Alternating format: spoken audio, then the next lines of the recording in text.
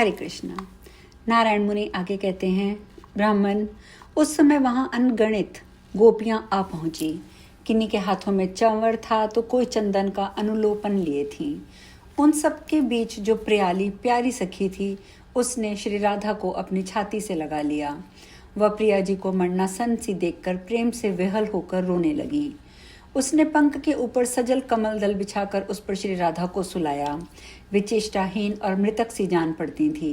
गोपियां सुंदर श्वेत चंवर डुलाती हुई उनकी सेवा में लग गईं। उनके अंगों में चंदन का लेप किया।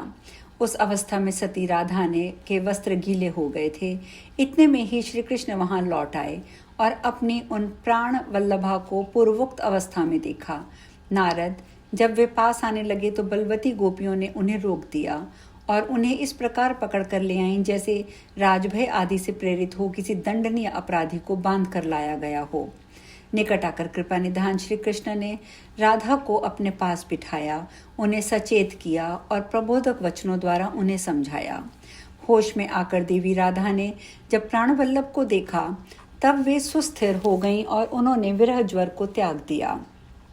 उसी समय राधा की चतुर सखी रत्नमाला, जो कि सबके द्वारा सम्मानित थी, श्री कृष्ण से नीति का सारभूत परम उत्तम मधुर वचन कहने लगी।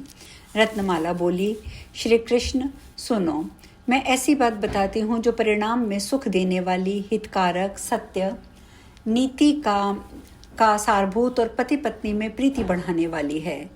यह नीति सम्मत, वेदों और पुराणों द्वारा अनुमोदित, लोक व्यवहार में प्रशंसनीय तथा उत्तम यश की प्राप्ति कराने वाली है। नारियों को जैसे माता प्यारी होती है, उसी तरह बंधुजनों में भाई प्रिय होता है। भाई से प्रिय पुत्र और पुत्र से प्रिय पति होता है। साध्वी स्त्रियों के लिए सत्पुरुषों द्वारा समावृत स्वामी 100 पुत्रों से भी अधिक प्रिय होता है। रसिका और चतुरा स्त्रियों के लिए पति से बढ़कर प्यारा दूसरा कोई नहीं है। इस मिथ्या संसार में पति पत्नी की परस्पर प्रीति, समता और प्रेम सौभाग्य परम अभीष्ट है। जिस घर में पति पत्नी एक दूसरे के प्रति संभाव नहीं रखते, वहीं दरिद्रता का निवास है, वहां उन दोनों का जीवन निष्फल है। स्त्री के लिए स्वामी से मतभेद या फूट होना महान दुख की बात है। वैसा जीवन शोक और संताप का बीज तथा मरण से भी अधिक कष्टदायक है। सोते और जागते समय भी स्त्रियों के प्राण पति में ही बसते हैं। पति ही इहलोक और परलोक में स्त्री का गुरु है। नाथ, जो ही आप यहाँ से गए त्यों ही राधा को मूर्छा आ गई। ये सहसा घास से ढकी हुई भूमि पर गिर पड़ी। उस समय मैंने इनके मुख पर उत्तम जल छिड़क कर छींटा दिया, तब इनकी सांस चलने लगी, कुछ चेतना आई। मेरी सखी क्षण क्षण में पुकार उठती थी, हे नाथ, हे कृष्ण। फिर दूसरे ही क्षण संतप्त होकर रोने लगती और तत्काल मूर्छित हो जाती थी। राधिका का शरीर विराग्नि से संतप्त हो तपाई हुई लोहे की छड़ी के समान अग्नितुल्य हो गया था। इसे छुआ नहीं जाता था। राधा के लिए सोने और जागने में, दिन और रात में, घर और वन में, जल थल आकाश में तथा चंद्रोदय और सूर्योदय में कोई भेद नहीं रह गया था। इनकी आकृति मृतक तुल्य एवं जड़वत हो गई थी। ये एक ही स्थान पर रहकर सदा संपूर्ण जगत को विष्णुमय देखती हैं। चिकने पंख पर कमलों के सजल पत्र बिछाकर जो शैया तैयार की गई थी, उस पर ये आपके लिए विहरातुर होकर सोई थी। प्यारी सखियां निरंतर इनके श्वेत चंवर डुलाकर सेवा कर रही थीं। इनके अंगों पर चंदन मिश्रित जल छिड़का गया। इनके सारे वस्त्र गीले हो गए, तथापि राधा के अंगों का स्पर्श होने मात्र से वहां का सारा पंख सूख गया। स्निग्ध कमल दल तत्क्षण जलकर भस्म हो गया, चंदन सूख गया। राधा का चंपा के समान कांतिमान सुनहरा वर्ण केश की रंग की भांति काला पड़ गया। सिंदूर के सुंदर बिंदु तत्काल श्याम हो गए। वेशभूषा, विलास, लीला एवं क्रीड़ा छूट गई।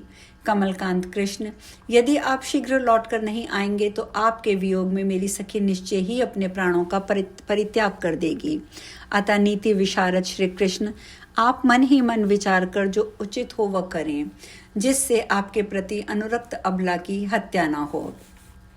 रत्नमाला की ये बात सुनकर माधव हंस पड़े और हितकर सत्य और नीतिसार और परिणाम में सुखद वचन बोले। श्री भगवान ने कहा, प्रिय रत्ने, यद्यपि मैं ईश्वर हूँ, मिलन में बाधा डालने वाले का शाप का खंडन कर सकता हूँ, तथापि ऐसा करना मेरे लिए उचित नहीं है। मैं नियति के नियम को बदला नहीं करता हूँ। समस्त ब्रह्मांडों में मैंने जो मर्यादा स्थापित की है, उसी का सहारा लेकर देवता, मुनि, मनुष्य कर्म करते हैं। फिर उसको मैं कैसे तोड़ दूं? सुंदरी, सुदामा के शाप से हम दोनों दंपत्ति को परस्पर जो कुछ समय के लिए वियोग प्राप्त होने वाला है, वह यद्यपि हमें अभीष्ट नहीं है, तथापि होकर ही रहेगा। सुमध्य में मैं राधा को वर देता हूँ। उस वर के अनुसार जागृत अवस्था में ही इन्हें मुझसे वियोग का अनुभव होगा, परंतु स्वप्न में राधा को निरंतर मेरा आलिंगन प्राप्त होता रहेगा। मैंने प्रिया जी को अध्यात्म की बुद्धि प्रदान की है, इससे इनका शोक मिट जाएगा। रत्नमाले, तुम्हारा कल्याण हो, तुम राधा को समझाओ, अब मैं नंदन भवन को जा रहा हूँ। नारद यूं कहकर जगदीश्वर श्री कृष्ण नंद भवन की ओर चल दिए और सखियां राधा को समझाने लगीं। घर जाकर श्याम सुंदर ने माता पिता को प्रणाम किया। माता ने उन्हें पास बिठा लिया और तुरंत का तैयार किया हुआ माखन खिलाया। फिर शीतल जल पीकर उन्होंने माता का दिया हुआ पान खाया और वहीं माँ के सभी बैठे रहे। समस्त गोप समूह श्वेत चंवर डुलाकर उनकी सेवा करने लगे। उन्होंने भी श्याम सुंदर को प्रसन्नता पूर्वक हार, चंदन, तांबूल आदि दिया। नारायण मुनि आगे कहते हैं, नारद, कंस से व्रज में जाने की आज्ञा पाकर अक्रूर जी अपने घर गए और उत्तम मिष्ठान खाकर शैया पर सोए। उन्होंने सुवासित जल पीकर कपूर मिला हुआ पान खाया और सुखपूर्वक निद्रा ली। तदंतर रात के पिछले पहर में, जबकि बाजे आदि की ध्वनि नहीं होती थी, उन्होंने एक सुंदर सपना देखा। ऐसा सपना जिसकी पुराणों और श्रुतियों में प्रशंसा की गई थी। अक्रूर जी निरोग थे, उनकी शिखा बंधी हुई थी, उन्होंने 2 वस्त्र धारण कर रखे थे, वे सुंदर शैया पर सोए थे। उनके मन में उत्तम स्नेह उमड़ रहा था और वे चिंता तथा शोक से रहित थे। मुने, उन्होंने स्वप्न में पहले एक ब्राह्मण बालक को देखा जिसकी किशोर अवस्था और अंग कांति श्याम थी। वह 2 भुजाओं से विभूषित था, उसके हाथों में मुरली थी। वह पीत वस्त्र धारण की वनमाला से सुशोभित था। उसके सारे अंग चंदन से चर्चित थे। मालती की माला उसकी शोभा बढ़ाती थी। वह भूषण के योग्य और उत्तम मणिरत्न निर्मित आभूषणों से विभूषित था। उसके मस्तक पर मोर पंख का मुकुट शोभा दे रहा था। मुख पर मंद मुस्कान की प्रभा फैल रही थी और नेत्र कमलों की शोभा को लज्जित कर रहे थे। इसके बाद उन्होंने पति और पुत्रों से युक्त पीतांबर धारिणी तथा रत्नमय आभूषणों से विभूषित एक सुंदरी सती को देखा, जिसके एक हाथ में जलता दीपक था, दूसरे में श्वेत धान्य। उसका मुख शरद ऋतु के चंद्रमा को भी तिरस्कृत कर रहा था। वह सुंदरी सती मुस्कुराती हुई वर देने को उद्यत थी। उसके बाद उन्हें शुभाशीर्वाद देते हुए एक ब्राह्मण, श्वेत कमल, राजहंस, अश्व और सरोवर के दर्शन हुए। उन्हें यह भी दिखाई दिया कि सफ़ेद सांप मुझे काट रहा है और मैं पर्वत पर खड़ा हूँ। उन्होंने कभी अपने को वृक्ष पर, कभी हाथी पर, कभी नाव पर, कभी घोड़े की पीठ पर बैठा देखा। कभी देखा कि मैं वीणा बजा रहा हूँ, खीर खा रहा हूँ, कमल के पत्ते पर परोसा हुआ प्रिय अन्न दही दूध के साथ ले रहा हूँ। कभी देखा कि मेरे अंगों में कीड़े और विष्ठा लग गए हैं और मैं रोता रोता मोहित हो रहा हूँ। कभी उन्हें अपने हाथों में श्वेत धान्य और श्वेत पुष्प दिखाई दिया। कभी अपने आप को अट्टालिका पर तो कभी समुद्र में देखा। शरीर में रक्त लगा है, अंग अंग छिन्न भिन्न एवं शक्त विषप्त हो रहा है। उसमें मेद और पीप लिपटे हुए हैं। ये बातें भी देखने में आईं। तदंतर चांदी, सोना, उज्ज्वल मणिरत्न, मुक्ता, माणिक्य भरे हुए कलश का जल, बछड़ा सहित गौ, सांड, मोर, तोता, सारस, हंस, चील, खंजरीट, तांबूल, पुष्पमाला, प्रज्वलित अग्नि, देव पूजा, पार्वती की प्रतिमा, श्री कृष्ण की प्रतिमा, शिवलिंग, ब्राह्मण, बालिका, सामान्य बालिका, फली और पकी हुई खेती, देवस्थान, सिंह, बाघ, गुरु, देवता सभी के दर्शन हुए। ऐसा स्वप्न देखकर प्रातःकाल जब वे उठकर उन्होंने इच्छानुसार आवश्यक कृत्यों का संपादन किया, इसके बाद उद्धव से स्वप्न का सारा वृतांत कहा और उनकी आज्ञा लेकर गुरु एवं देवता की पूजा करके मन ही मन श्री कृष्ण का ध्यान करते हुए उन्होंने यात्रा की।